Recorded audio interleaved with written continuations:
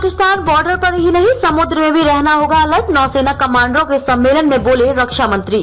भविष्य के संघर्षों के लिए अभी से सतर्क रहना होगा। लगातार विकसित हो रही विश्व व्यवस्था ने सभी को फिर से रणनीति बनाने के लिए मजबूर किया है। उत्तरी और पश्चिमी सीमाओं के साथ साथ पूरे समुद्र तट पर लगातार निगरानी रखनी होगी। रक्षा मंत्री राजनाथ सिंह ने सोमवार को नौसेना के कमांडरों से ये बातें कही। उन्होंने कहा कि हमें भविष्य की सभी चुनौतियों से निपटने के लिए तैयार रहने की जरूरत है।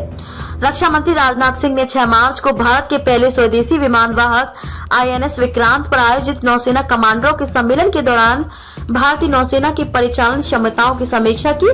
कमांडरों के अपने संबोधन में सिंह ने सामाजिक और आर्थिक प्रगति सुनिश्चित करने के लिए सुरक्षित सीमाओं को पहली आवश्यकता बताया।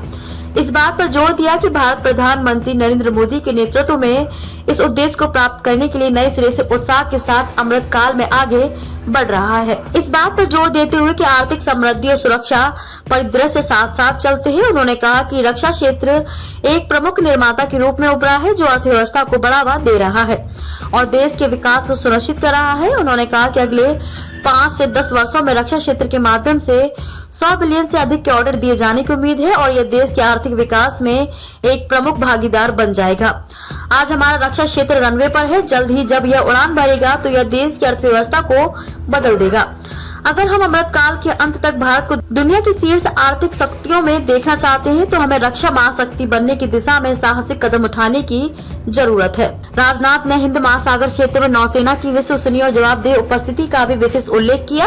उन्होंने कहा कि नौसेना की मिशन आधारित तैनाती ने क्षेत्र मित्रवत विदेशी देशों की पसंदीदा सुरक्षा भागीदार के रूप में भारत की स्थिति को मजबूत किया है।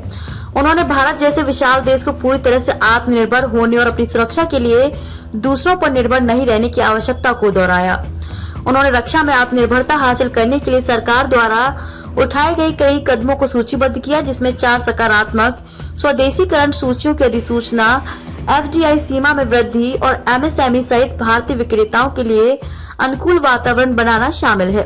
उन्होंने 2023 और 24 में घरेलू उद्योग के लिए रक्षा पूंजी खरीद बजट का रिकॉर्ड 75% निर्धारित करने की हालिया घोषणा को रक्षा निर्माण में आत्मनिर्भरता हासिल करने के लिए सरकार की दृढ़ प्रतिबद्धता का प्रमाण करार दिया।